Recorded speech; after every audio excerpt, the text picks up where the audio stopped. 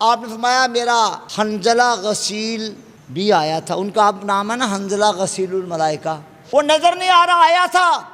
صحابہ نے عرض کیا آقا وہ شہید ہو گئے ہیں لیکن لاشا نہیں مل رہا۔ محبوب رب نے فرمایا میں دیکھ رہا ہوں پہاڑ کی چوٹی پر ان کا لاشا لے جا کر فرشتے غسل دے رہے ہیں۔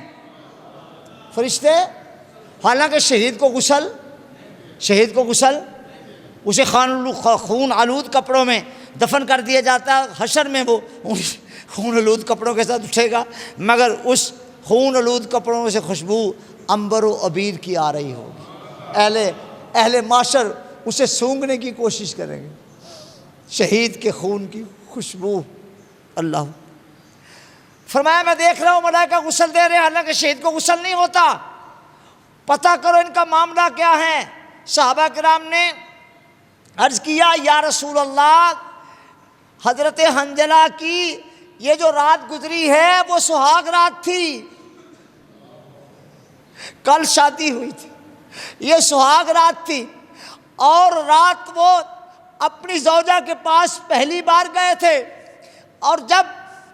حضرت بلال نے اذان دی کہ جو کل نہیں نکل سکے رات وہ اب آ جائیں صبح احد کے میدان میں آ جائیں، اللہ کے محبوب بلا رہے ہیں۔ تو حضرت حنظلہ کی بیگم صاحبہ کا بیان ہے، وہ کہتی ہیں جب یہ آواز کان میں پڑی رسول اللہ بلا رہے ہیں تو حنظلہ جلدی سے اٹھ کر سیدھے ہوئے، فوراً ہتھیار پہننا شروع کر دیے۔ میں نے انہیں کہا سرتاج میں نے تو ابھی آپ کو دن کی روشنی میں دیکھا بھی نہیں اور آپ میدان جنگ میں جا رہے ہیں۔ انہوں نے کہا اللہ کی بندی، اللہ نے چاہا تو ہماری ملاقات دوبارہ ہوگی، اور اگر میں نہ آیا تو کل جنت میں ملاقات ہو جائے گی۔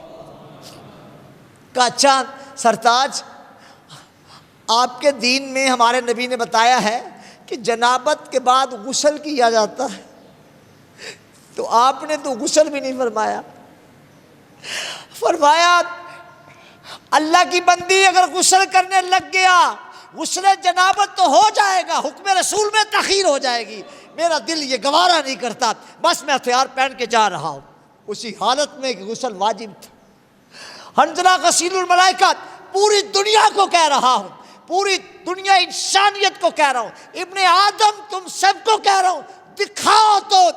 کسی نبی کا صحابی، کسی لیڈر کا کوئی کارکن کبھی اس حالت میں میدان میں گئے؟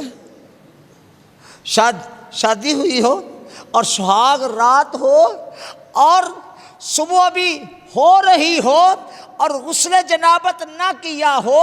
ہتھیار لگا کے میدان احد میں پہنچے،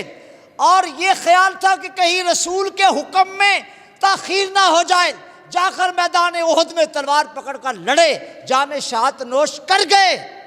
رب نے کہا ملائکہ یہ میرا وہ بندہ ہے جس پر غسل شرعی اس کے ذمے، جاؤ کوثر و تسنیم کا پانی لے جاؤ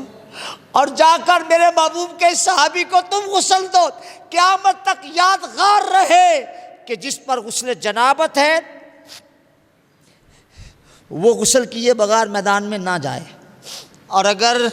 میرے نبی کا یہ غلام بغیر غسل کیے سہاگ رات گزار کر آ گیا میدان میں، جاؤ جا کر تسنیم و کوثر سے غسل دو، اور قیامت تک کتابوں میں لکھ دیا جائے دنیا میں ایک ہی مرد ہے جس کا یہ لقب ہے غسیل الملائکہ۔